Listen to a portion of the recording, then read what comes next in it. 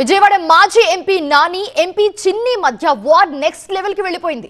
నానికి సంబంధించి కీలక విషయాలు బయటపెట్టారు చిన్ని. ఆయన విజయవాడ విజయ్ మాల్యా అంటూ ఆరోపించారు.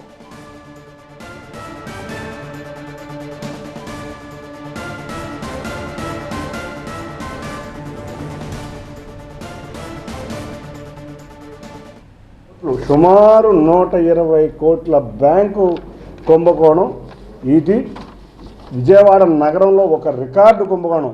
ఎక్కడో బెంగళూరులో జరిగింది చూసాం, బాంబేలో జరిగింది చూసాం, హైదరాబాద్లో జరిగింది చూసాం, ఢిల్లీలో జరిగింది చూసాం. కానీ ఈ 120 కోట్ల కుంభకోణం విజయవాడ చరిత్రలోనే అతిపెద్ద భారీ కుంభకోణం. నిజంగా చూస్తే మీకు పేపర్లు కూడా ఇవ్వడం జరిగింది. నేను ఏది చెప్పినా కూడా సాక్ష్యాధారాలతోనే చెప్తా, అంతేగాని ఏదో సోషల్ మీడియాలో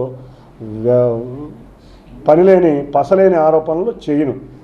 మొదటి పేపర్ చూస్తే మీకు ఇచ్చిన మొదటి పేపర్లో 91 కోట్లు ఒక అకౌంట్ నెంబర్కి, రెండో అకౌంట్ నెంబర్కి 23 కోట్ల 70 లక్షలు, అంటే సుమారుగా 115 నుంచి 120 కోట్ల భారీ కుంభకోణం.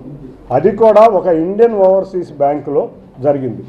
ఈ జరిగిన దానికి బ్యాంకు వారు 2 లెటర్లు కూడా రాశారు ఈ కుంభకోణం చేసిన వ్యక్తికి. ఆ పేర్లు కూడా మీకు క్లియర్గా ఉన్నాయి.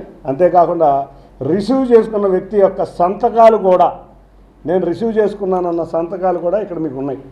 అది ఎవరో కాదు, మన మాజీ ఎంపీ, రోజు ఫేస్బుక్లోనో ట్విట్టర్లోనో రెట్టలేసే ఒక మాజీ ఎంపీ తీసుకున్న రుణం.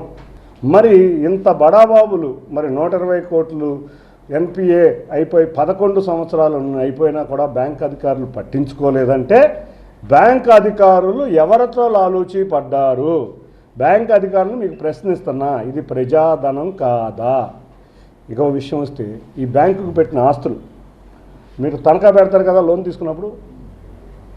ఈ ఎంపీ గారు ఉండే సొంత ఇల్లు, ఈ ఎంపీ గారు మాజీ ఎంపీ గారు ఉండే సొంత ఇల్లు, అంతేకాకుండా ఈ మాజీ గారు ఉండే హోటలు, ఎవరైతే తన మిత్రుల్ని, స్నేహితుల్ని, సన్నిహితుల్ని పెట్టి విందులు చెందులు చేస్తూ ఉంటాడు విజయవాడలో హోటల్ పెట్టుకుని, ఆ విందులు చెందులు చేసే హోటల్ కూడా బ్యాంకు వారి ఆధీనంలోనే ఉంది.